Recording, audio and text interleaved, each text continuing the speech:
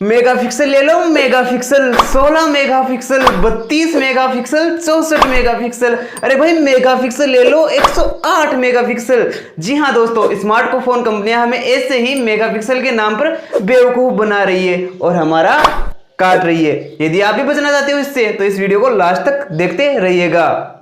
पहले गाइस आपने भी देखा होगा कि जो डीएसएलआर का कैमरा होता है वो 16 मेगापिक्सल का होता है या फिर 32 मेगापिक्सल का होता है या फिर 24 मेगापिक्सल का होता है। यहां तक कि आपने देखा होगा कि जो आईफोन का कैमरा होता है वो 12 मेगापिक्सल का होता है या फिर 32 मेगापिक्सल का होता है। उसके बावजूद भी हमें एक बेटर क्वालिटी प्रोवाइड करवाता है एक 48 मेगापिक्सल या फिर 64 मेगापिक्सल वाले स्मार्टफोन के कंपेरिजन में। आखिर ऐसा क्यों होता है?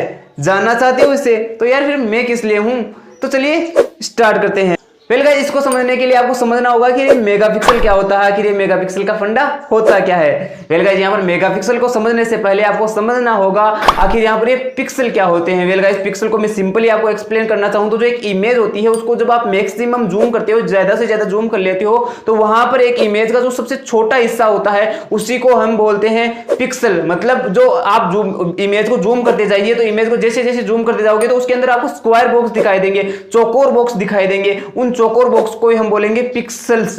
यहां पर मैं आपको बता दूं कि लाखों करोड़ों पिक्सल मिलकर एक इमेज, एक अच्छी खासी इमेज हमारे सामने प्रोवाइड करवाते हैं और हमें एक अच्छी खासी जो है इमेज देखने को मिलती है हमारी स्क्रीन पर।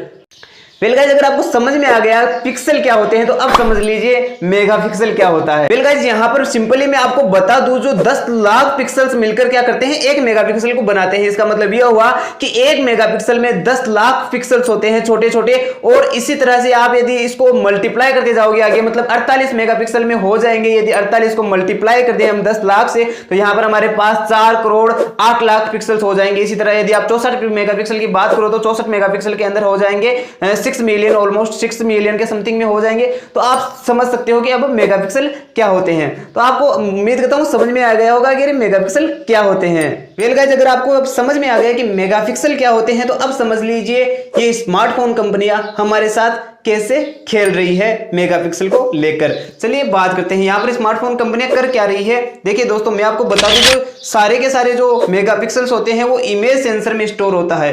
अब इमेज सेंसर क्या होता है कि हमारे पिक्चर को कैप्चर करता है। जो मेन रोल होता है वो इमेज सेंसर का होता है। अब मान लीजिए एक इमेज सेंसर है और एक इमेज सेंसर के अंदर 12 मेगापिक्सल है और उसी इमेज सेंसर की साइज को अगर नहीं बढ़ाएंगे हम तो हमारी जो है पिक्चर क्वालिटी कभी शानदार नहीं आने वाली। अगर मेगापिक्सल को बढ़ाते जाएंगे तो केवल डिटेलिंग बढ़ेगी, बाकी आपकी जो पिक्चर की क्वालिटी है वो कभी भी नहीं बढ़ने वाली है। वेल गाइस अब इसको हम एक एग्जांपल के थ्रू समझते हैं। मान लीजिए आपके पास एक बॉक्स है, इस बॉक्स को हम कैमरे का इमेज सेंसर मानते हैं और इस बॉक्स के अंदर टोटल 12 एप्पल्स को स्टोर किया जा सकता है, रखा जा सकता है। लेकिन यहां पर मैं आपको बता दूं कि जो एक एप्पल है उसको हमने 1 मेगापिक्सल के बराबर माना है और यहां पर जो सभी एप्पल्स है उनका साइज फिक्स है। अब यहां पर हम टोटल 12 एप्पल्स उस बॉक्स में रख सकते हैं। इसका मतलब यह हुआ कि इमेज सेंसर के अंदर टोटल 12 मेगापिक्सल ही रखे जा सकते हैं। अब यहां पर आपको टास्क दे दिया जाइए भैया कुछ भी करो, हमें तो इस बॉक्स के अंदर 48 एप्पल्स रखकर दिखाओ। तो यहां पर करेंगे क्या कि हम एप्पल्स के साइज को छोटा कर देंगे। कॉमन सेंस की बात है, मतलब एक जो बड़ी वाली एप्पल थी उसके बराबर हम उसकी जगह पर हम छोटी छोटी 4 एप्पल्स ले लेंगे। यहां पर एक एप्पल की जगह हमने छोटी छोटी 4 एप्पल्स ले ली। इसी तरह 12 एप्पल्स की जगह टोटल 4 को मल्टीप्लाई कर देंगे 12 से तो 48 एप्पल्स आसानी से उस बॉक्स के अंदर रखी जा सकती है क्योंकि हमने यहां पर एप्पल्स की साइज को छोटा कर दिया।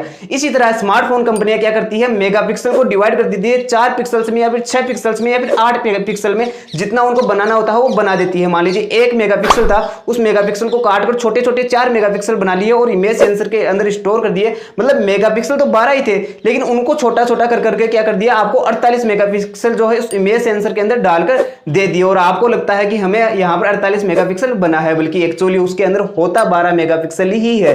या फिर 64 मेगापिक्सल दे देते हो तो उसको और छोटे टुकड़ों के अंदर कर दिया जाता है। देखिए यहां पर कंपनियां हमें झूठ भी नहीं बोल रही, वो वास्तव में हमें 48 मेगापिक्सल या फिर 64 मेगापिक्सल दे रही है। लेकिन यार हमें पिक्सल की साइज को छोटा कर दिया। आपको उस एप्पल्स को खाना है तो 10 लोग उसको खाएंगे तो 10 लोगों का उनसे पेट भरने वाला है, चाहे इससे कुछ भी कर लीजिए। उन एप्पल्स को यदि आप जो है 20 लोगों में बांटोगे तो आप बढ़ तो जाएगी लेकिन पेट नहीं भरने वाला है। उसी तरह यहां पर आपकी फोटो तो क्लिक हो जाएगी लेकिन वो क्लियरिटी आपको नहीं देने वाली, जो क्वालिटी है वो आपको कभी नहीं मिलेगी। हालांकि यहां पर आपको डिटेलिंग मिल जाएगी। यही मेगापिक्सल के नाम पर हमें कंपनियां लूट रही है। वो सोचती है कि हमें 64 मेगापिक्सल दे रहे हैं लेकिन एक्चुअली वो पिक्सल्स की साइज को छोटा करके हमें पागल बनाने की कोशिश कर रहे हैं।